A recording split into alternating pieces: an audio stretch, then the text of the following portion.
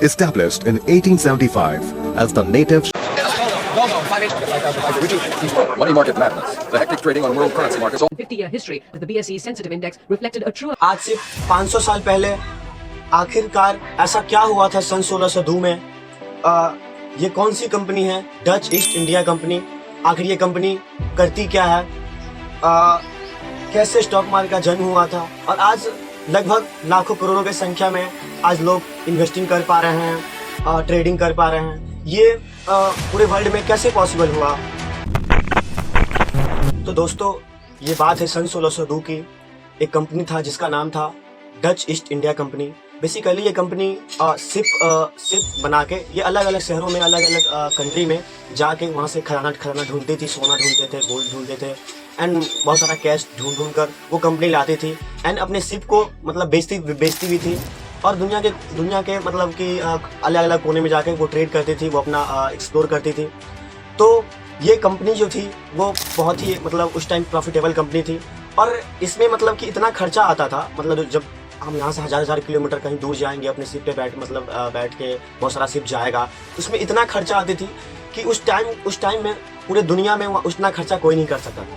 तो इसी बात को लेके उसका जो कंपनी का फाउंडर है एक कैलकुलेशन निकाला था जो कि ये कैलकुलेशन था कि हम बड़े इन्वेस्टर के पास जाएंगे, वो हमें पैसा देंगे और उसके बदले हम उसको कुछ शेयर का वैल्यू देंगे। तो ऐसा ही हुआ। ये बात है सन 1602 में, अगस्त का टाइम चल रहा था। कंपनी का जो फाउंडर होता है वो बड़े इन्वेस्टर के पास गए और उसको बोले सर आप मुझे पैसा दो, मेरे कंपनी पैसा लगाओ। जब हमारा कंपनी मुनाफा करेगी, बहुत सारा पैसा कमा के लाएगी अलग अलग कंट्री से, जब हमारा कंपनी बहुत सारे शिप को पूरा काम अच्छे से चलेगा, हमारा कंपनी प्रॉफिटेबल रहेगी, तब हम आपको एक शेयर का वैल्यू देंगे, एक शेयर देंगे। ऐसे ही कुछ इन्वेस्टर फिर सोचने पड़ गए थे कि अब यहाँ पे करना क्या है, लेकिन फिर कुछ ने वहाँ पे एकजुट होकर कंपनी में पैसा लगाया। कंपनी में पैसा लगाने के बाद कंपनी और ग्रोथमेंट करी। कंपनी उस टाइम बहुत सारा शिप अलग अलग कंट्री में भेजा, वहाँ पे कंपनी ट्रेड करी थी, तो वहाँ से उसको बहुत सारा मुनाफा हुआ था। तो ऐसे ही वहाँ पर का जो मतलब कि पब्लिक थे, ऐसे धीरे धीरे इन्वेस्टर धीरे धीरे लगाते गए, उसको शेयर का वैल्यू मिलता गया, पैसे वो भी कमाते गए। तो एक ऐसा होता है ना कि आप हमें कुछ दो, उसके बदले हम आपको कुछ फिर आगे चल के देंगे। तो ऐसा ही सिलसिला ये लगभग कुछ दिनों तक चलता रहा। फिर लोगों ने देखा, लोगों के मन में एक आइडिया आया कि जब वो कमा रहे हैं मतलब तो हम भी क्यों नहीं लगाए।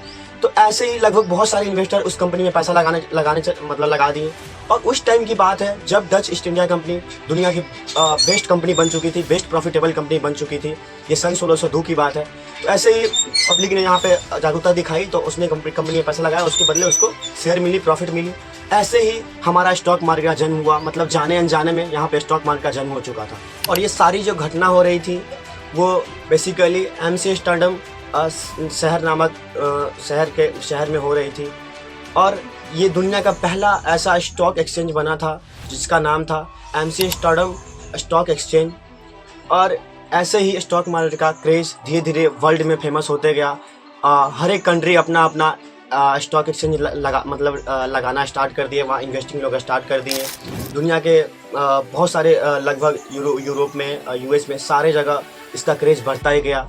लेकिन उस टाइम हमारा देश गुलाम में चल रहा था और ये हमारा इंडिया में इतना क्रेज नहीं था।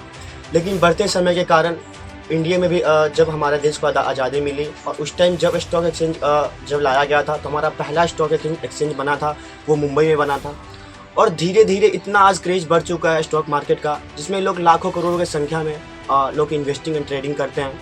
तो जब मुंबई स्टॉक एक्सचेंज में जब ये चीज़ स्टार्ट किया गया था तो उस टाइम लगभग जो मतलब कि ट्रेडिंग एंड इन्वेस्टिंग होता था वो पेपर वर्क के हिसाब से होता था कि मतलब जैसे आपको कितना शेयर बाई करना है, हमें कितना शेयर बाई करना है, तो उतना पेपर वर्क पे लिख के तो पूरा जैसे बॉन्ड होता है ना, वैसे पेपर और बॉन्ड जैसे हम ज़मीन वगैरह या फिर मतलब कि फैक्ट्री वगैरह लगाते हैं उसके बॉन्ड बनता है सारा कुछ, तो वैसे मुंबई स्टॉक एक्सचेंज में मतलब ट्रेड किया जाता था। फिर उसके बाद हमारा नेशनल स्टॉक एक्सचेंज आया।